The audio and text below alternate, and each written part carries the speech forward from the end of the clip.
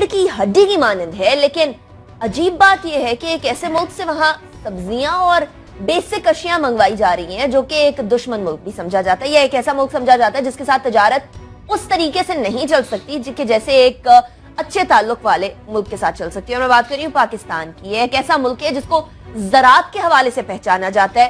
Irrigation system को सबसे अच्छा कहा जाता था किसी जमाने में पाकिस्तान के, लेकिन अब हो क्या रहा है इस हवाले से बात करेंगे। क्या हो रहा है मैं बताऊंगी, लेकिन उससे पहले मैं अपने पैनल का तारुफ करवाऊंगी। मेरे साथ मौजूद है खावर घुमन साहब। खावर साहब शुक्रिया आपने ज्वाइन किया। सुहेल इकबाल भट्टी साहब भी हमारे साथ मौजूद हैं, शुक्रिया आपने ज्वाइन किया। पहले तो आप दोनों की एक्सक्लूसिव पूछ लेते हैं कि आप लोगों के पास आज के शो में क्या क्या एक्सक्लूसिव है। खावर साहब, स्टार्टिंग फ्रॉम यू। अस्सलाम वालेकुम and very good morning Anika. मेरे पास 3 स्टोरीज हैं। पहली स्टोरी में हम बात करेंगे उन पाकिस्तानियों के जो मुख्तलिफ अरब ममालिक में कैद हैं, मुख्तलिफ वो जो वहाँ पे उनको कन्विक्शंस हुई हैं सजा। उसके साथ हम बात करेंगे पाकिस्तान स्टील मिल की कि वहाँ पे 500 मुस्तकिल मुलाजमीन के बारे में जिनको नैब ने इन्वेस्टिगेशन शुरू करी है जिनके खिलाफ।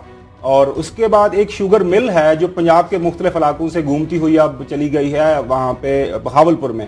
सुप्रीम कोर्ट में आज उसकी हेयरिंग है, तो उसकी बड़ी इंटरेस्टिंग फैक्टर वो हम बात करेंगे। सुहेल साहब, आपके पास क्या एक्सक्लूसिव है आज मेरे शो के? अनिका, हम बताएंगे कि 16 साल बाद एलपीजी के कीमत में को हुकूमत ने रेगुलेट करने का फैसला किया है।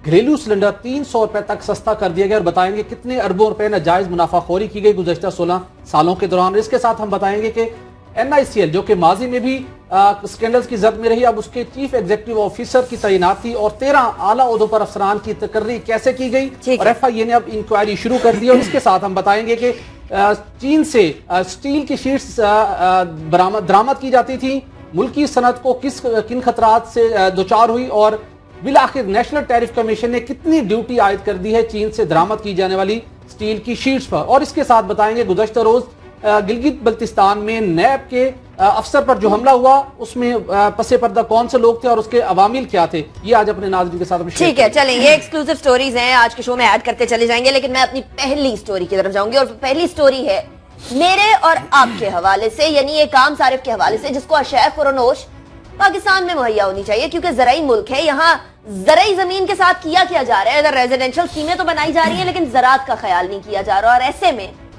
भारत से मंगवाई जा रही हैं वो चीजें जो पाकिस्तान किसी जमाने में अपने यहाँ पैदा करता था। खावर साहब, क्या इतना बड़ा मसला आया है कि अदरक लहसुन टाइप चीजें भी हम लोगों को जरूरत है अब मंगवाने की इंडिया से?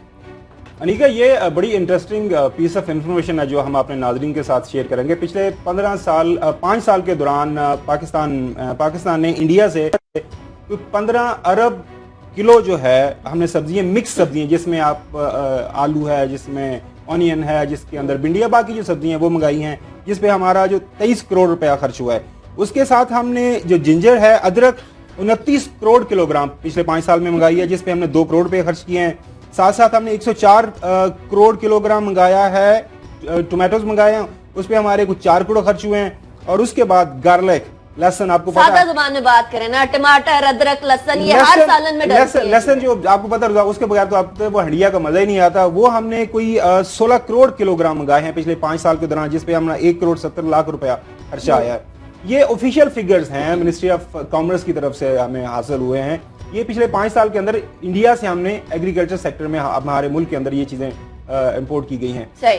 अब ये जब चीजें मेरे सामने आई तो मैं पंजाब से हूँ, जिसको ब्रेड बास्केट पाकिस्तान की कहा जाता है, जहाँ पे आपको पता है कि पंजाब पूरे पाकिस्तान में जो अनाज की जो प्रोवाइड करता है, खुराक जिसे कह लें, पूरे पाकिस्तान के अंदर पंजाब प्रोवाइड करता है। तो मैं सोचने में मजबूर हो गया कि पाकिस्तान के अंदर एग्रीकल्चर का इतना ही बुरा हशर हो गया कि हमें ये जो बुनियादी चीजें हैं हर रोजमर्रा के इस्तेमाल की, हर घर में इस्तेमाल हो रही हैं, वहां से मंगाई जा रही हैं। क्यों? अब वजह यही है कि आपने एग्रीकल्चर सेक्टर को इतना मारा है पिछले 5-7 साल के दौरान। आपने जो सब्सिडी थी वो कट कर दी, आपने जो आपके खादों की प्राइसेस है वो बढ़ा दी, पैकेज दिया, उसका क्या बना? पैकेज का कुछ नहीं बना। जो इलेक्ट्रिसिटी आप प्रोवाइड आपको सब्सिडाइज होनी चाहिए थी, उसकी प्राइसेस का आपको रैशनलाइज करना चाहिए, वो आपने कुछ नहीं किया।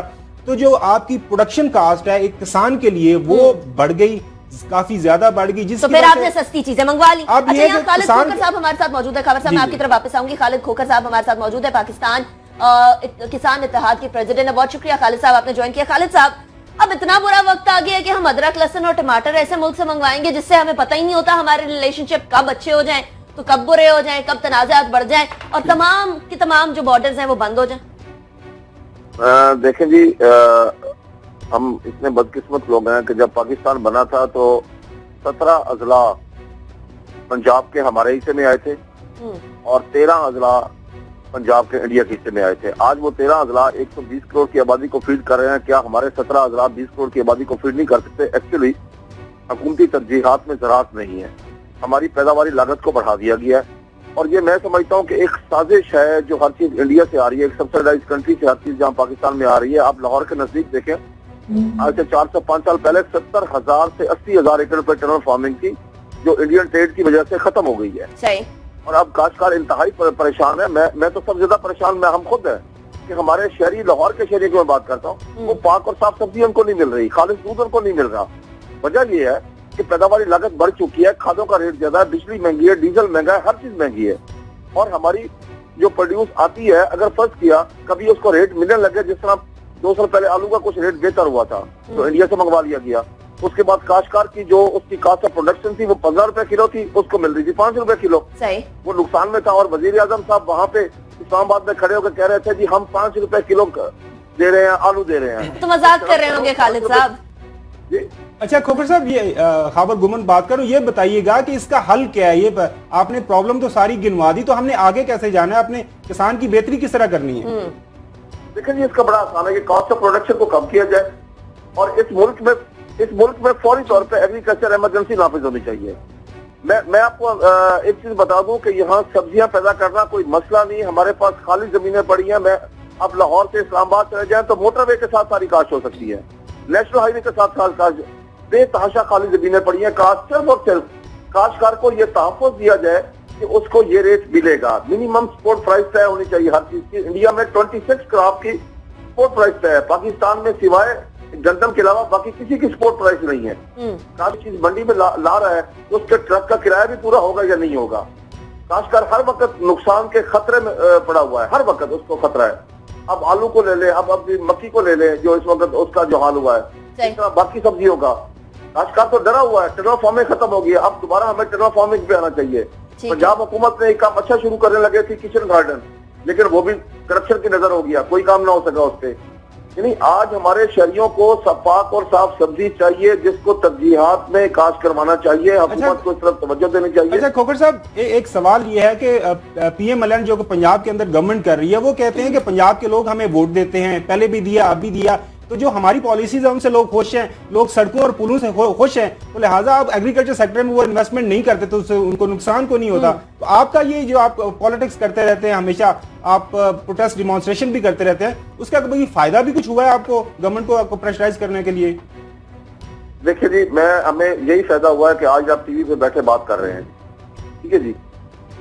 اور اب مختلف پارٹیاں, پولیٹیکل لوگ اس پہ زراعت پہ بات ہونی شروع ہو گئی ہے جو پہلے بالکل نہیں ہوتی تھی. پہلے کہیں زراعت کا نام نہیں دیا جاتا تھا. اب ان ہاؤس آؤٹ ہاؤس اس پہ بات چیت ہو رہی ہے. اس کے علاوہ ہمیں اس کا کوئی خاص فائدہ نہیں ہوا. پیکج صرف اناؤنس ہوئے ہیں لیکن اس کا کاشتکار کو کوئی فائدہ نہیں ہوا. اس میں کرپشن ضرور ہوئی ہے.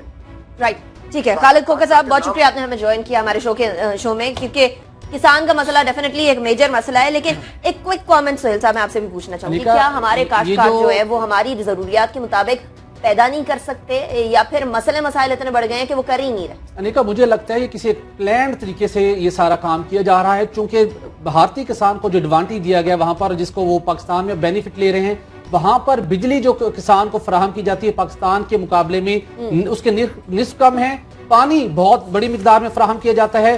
نریندر مودی بھارتی پنجاب کے کسانوں کو مزید فیسیلیٹیٹ کرنے کے لیے پاکستانی دریاؤں کا پانی روک کر ان کو یقین دہانی کروا رہے ہیں کہ آپ کاشتکاری بڑھائیں, پانی ملے گا. اور اس کے بعد پاکستان کے اندر کھاد کسانوں کو مہنگی ملتی ہے, بجلی مہنگی ملتی ہے, ان کے لیے مسائل ہی مسائل ہیں. اور اس کے ساتھ شوگر ملوں کی جو اتنی بڑی تعداد کے اندر, آگے ہم تل کے بات بھی کریں گے, جو پنجاب کے اندر بڑھائی گئی, سندھ کے اندر بڑھائی گئی, لوگوں کا انٹرسٹ چینج کر دیا گیا. تو جس کی وجہ سے ہمیں یہ لگ رہا ہے کہ وہ جو بنیادی روزمرہ زندگی کی جو ضروریات ہیں, خصوصاً فروٹس, بھارتی کیلے نے پاکستانی مارکیٹ کو کیپچر کر چکے. پاکستانی کیلا جو کبھی 150 روپے درجن تک جایا کرتا تھا, وہ 70-80 روپے سے زیادہ کو لینے کو تیار نہیں ہے. بھارتی کیلا 150 سے 250 روپے فی درجن میں بکتا ہے. تو یہ وہ مسائل ہیں جس کی وجہ سے بھارتی مصنوعات کو پاکستانی منڈی کے اندر بہت زیادہ رسائی ملی, اور پاکستانی کسان مسلسل پستا جا رہا ہے. کسان مسلسل پستا جا رہا ہے, اور اس کا یہ ثبوت ہے کہ ہر رات پنجاب کی کیپٹل لاہور کے اندر چیئرنگ کراس کے اوپر ہر دن, ہر روز ہی تقریباً पाकिस्तानियों की तरफ से एहतजाज किया जा रहा होता है। लेकिन एहतजाज की बात करें तो एहतजाज तो वो पाकिस्तानी भी कर रहे हैं जो अरब मुमालिक में हवालात में बंद हैं, और उनकी हालत ऐसी है कि ना कोई पूछने वाला, ना उनका कफील उनको पूछने वाला, ना उनके खानदान की कोई आवाज सुनने वाला। आपको याद होगा कि सऊदी अरब के अंदर मौजूद कुछ कैदियों के साथ क्या हुआ था, किस तरीके से फिर उनको लेकर आया गया। खावर साहब, इसका सद्देभाव करने के लिए कोई तरीकाकार तो होना चाहिए। अरब मुमालिक के अंदर चाहे आप कुवैत की बात कर लें, या अब तो खैर वहां जाना ही मुमकिन नहीं, चाहे दुबई की बात कर लें, सऊदी अरब की बात कर लें, या ओमान और यमन जैसे ममालिक की बात कर लें, जेलों के अंदर पाकिस्तानी बंद हैं और कई लोग तो फिशरमैन हैं जिनका कोई कसूर नहीं है। अनिका, ये ऑफिशियल डाटा है, वजारत हारजा की तरफ से हमें मसूल हुआ है, वहाँ से निकाला है हमने। इसके मुताबिक इस वक्त पाकिस्तान 2000 करीब पाकिस्तानी हैं जो सऊदी अरेबिया के मुख्तलिफ जेलों में सजाएं काट रहे हैं। इतनी ही तादाद में मुत्तहदा अरब इमारात की जेलों में पाकिस्तानी पड़े हुए हैं, साथ में बहरीन में हैं, उसके अलावा कुवैत के अंदर 250 के करीब हैं, ओमान के अंदर 601 के करीब हैं, लेबनान में भी हैं, इराक में भी 300 के करीब हैं, मतलब मुख्तलिफ अरब ममालिक के अंदर पाकिस्तानी हैं। अब इस स्टोरी को डिस्कस करने का वाहिद मकसद ये है कि ये पाकिस्तानी वहाँ पे चलें, उनको मुख्तलिफ सजाएं मिली हुई हैं, वहाँ के कवानीन के मुताबिक वहाँ के कोर्ट्स ने सजाएं दी हैं।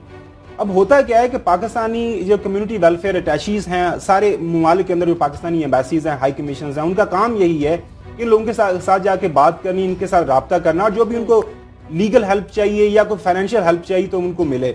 अब यह है कि ये मेरे पर्सनल जो एक अकाउंट में आपको